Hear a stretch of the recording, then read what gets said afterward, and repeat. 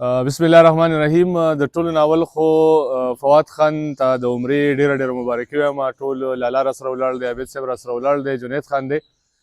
دلته کې راغلي وو، بیا لاړو. زمونږ ډېر خوږ محترم مشر، الله دې ورته هغه لوی جان ډېر لوی اجرونه ورکړي او ډېر اعلی مقام دې ورکړي. نزار یوسفزی د هغوی قبر له لاړو، دعا مو ورته وکړه، لالا دې پې ګلونه هم کېښوده، خبرې پې وکړې. فواد خان د عمرې نه راغلی دی، خو بهر د شعرونو غوښتنه کړې ده.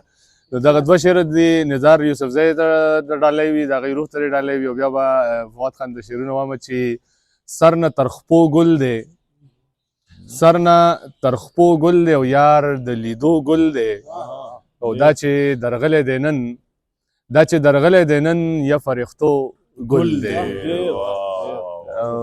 مننه. او دغه جنید غوښتنه ده فواد خان د دغه ډالۍ کې چې وتعز من تشاء وتذل من تشاء، وتعز من تشاء وتذل من تشاء، د بحر و بر مالکا، هر زنده سر مالکا، سمې او غر مالکا، شپې او سحر مالکا، دنیا ستا د ربه ستا، وتعز من تشاء وتذل من تشاء.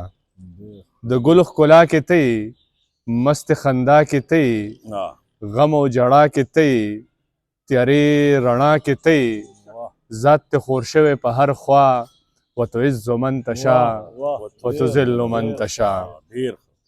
منم صمد یې خدایا، ولم یولد یې خدایا، احد احد یې خدایا، احد احد یې خدایا، کړه مې قبوله التجا، وتعز من تشاء وتذل من تشاء.